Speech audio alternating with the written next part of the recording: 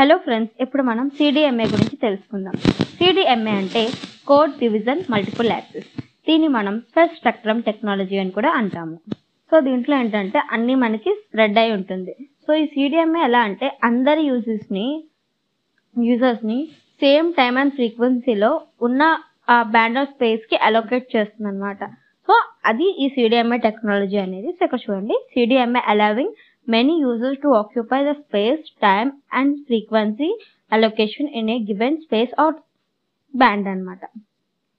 So దీని form ఎలా ఉంటుంది అనమాట, direct sequence spread spectrum communication అనమాట. It is a form of direct sequence spread spectrum communication. దీని యొక్క బెనిఫిట్స్ చూద్దాం. Outstanding voice and call quality will be more. So calls అనేవి outstanding గా ఉంటుంది, క్వాలిటీ అనేది చాలా బాగుంటుంది అండ్ తక్కువ కాస్ట్కి కవరేజ్ అనేది చాలా ఎక్కువ ఉంటుంది. So packet data, longer talk time, long battery life. So talk time ఎక్కువగా ఉంటుంది, బ్యాటరీ లైఫ్ ఎక్కువగా ఉంటుంది అండ్ కాల్స్ డ్రాప్ అవ్వడం అనేది చాలా తక్కువ ఉంటుంది and security and privacy improved అనమాట.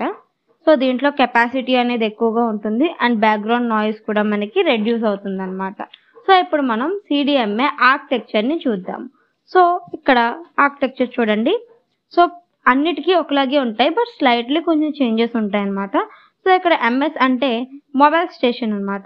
సో ఇక్కడ చూడండి, మొబైల్ స్టేషన్ అనేది బేస్ స్టేషన్కి కనెక్ట్ అయి ఉంది అండ్ ఈ బేస్ స్టేషన్స్ వచ్చేసి బేస్ స్టేషన్ కంట్రోలర్కి కనెక్ట్ అయి ఉంది.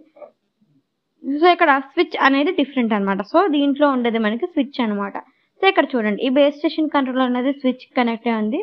సో ఈ స్విచ్ అనేది PSTNకి కనెక్ట్ అయి ఉంది అండ్ అది వైడ్ లైన్ టెలిఫోన్కి కనెక్ట్ అయి ఉంది. సో అలాగే మనకి ఇక్కడ అదర్ సెల్యులార్ స్విచెస్ కూడా కనెక్ట్ చేసుకొని మనం యూస్ చేసుకోవచ్చు అనమాట. సో ఇక్కడ మనం చూసినట్టయితే ఇదంతా స్విచ్చింగ్ టెక్నాలజీ అనమాట. సో మనం ఈ CDMAని స్విచ్చింగ్ టెక్నాలజీ అని కూడా అంటాము. అండ్ అంతేకాకుండా మనకి దీంట్లో గేట్వేస్ కానివ్వండి అవేమీ ఉండవు. సో అదే డిఫరెన్స్ అనమాట ఇక్కడ CDMAలో. అండ్ ఇక్కడ చూస్తే మనకి direct sequence spread spectrum communication అనేది కనిపిస్తుంది. సో ఇది CDMA యొక్క ఆర్కిటెక్చర్. సో CDMA అంటే ఏమీ లేదు, CDMA అంటే కోడ్ డివిజన్ మల్టిపుల్ యాక్సెస్.